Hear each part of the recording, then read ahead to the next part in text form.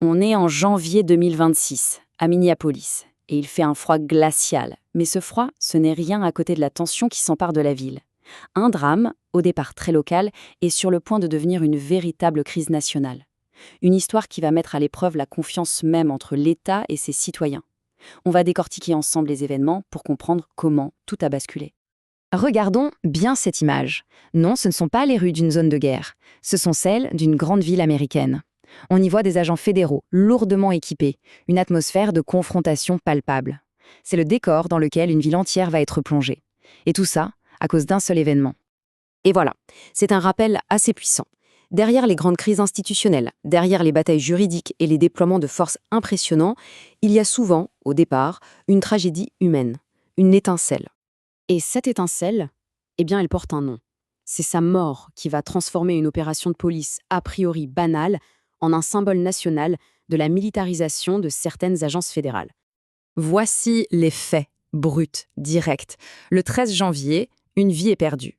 Et le détail qui va tout changer, c'est que l'auteur du tir n'est pas un policier local, mais bien un agent fédéral de l'ICE. C'est ce point précis qui va enclencher une spirale qui va vite devenir incontrôlable. Face à l'indignation qui monte dans la ville, la réponse des autorités ne va pas du tout être l'apaisement. Au contraire, le choix qui est fait, c'est la démonstration de force. Et c'est à ce moment-là que la crise locale devient une affaire qui concerne tout le pays.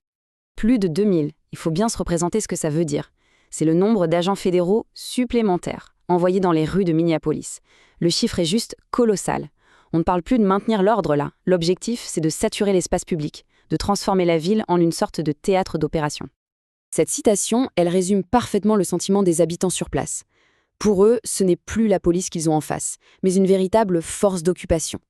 Là ici, une agence qu'on associe normalement aux frontières se retrouve à agir au cœur d'une ville américaine. Et cette perception, ça change radicalement la donne. Mais la confrontation, elle ne se joue pas seulement dans la rue. Non. En parallèle, il y a une bataille tout aussi cruciale qui se déroule sur deux autres fronts.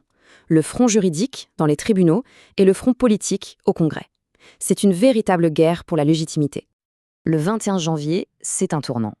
La justice donne son feu vert aux méthodes les plus dures.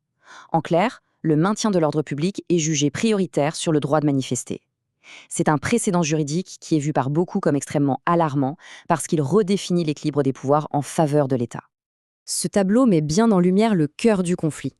D'un côté, on a les libertés fondamentales, celles qui sont garanties par la Constitution, et de l'autre, la puissance de l'État, qui revendique des pouvoirs d'exception pour gérer la crise. La question qui se pose alors, c'est laquelle de ces deux forces doit céder.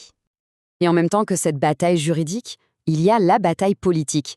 Le gouvernement refuse que le Congrès, qui est pourtant un contre-pouvoir essentiel, puisse superviser ce qu'il se passe sur le terrain. L'agence agit donc non seulement avec force, mais aussi dans une opacité quasi totale, ce qui évidemment ne fait qu'alimenter la méfiance et les soupçons.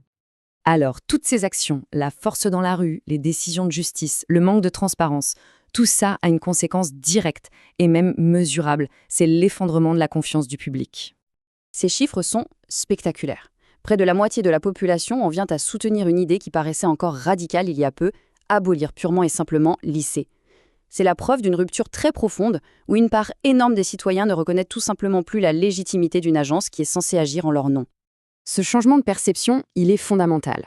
L'ICE n'est plus seulement vue comme une agence qui gère l'immigration. Elle est devenue, pour beaucoup, une force dont les méthodes menacent les droits et la sécurité de tout le monde, bien au-delà des seules populations immigrées.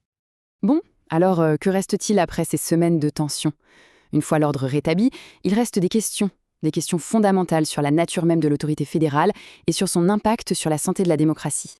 Cette phrase résume parfaitement le paradoxe de cette crise. On peut dire que c'est une victoire tactique dans la rue, mais qui s'est transformée en une défaite stratégique sur le plan de la confiance et de la cohésion sociale. L'ordre a été restauré, oui, mais à quel prix ? Celui d'une légitimité qui, elle, est durablement endommagée. Et c'est les questions qui hantent tous les événements de Minneapolis. Une question qui ne concerne pas seulement une ville ou une seule agence, mais qui interroge les fondements mêmes de notre équilibre démocratique. Et après cet hiver de colère, elle reste, plus que jamais, sans réponse claire.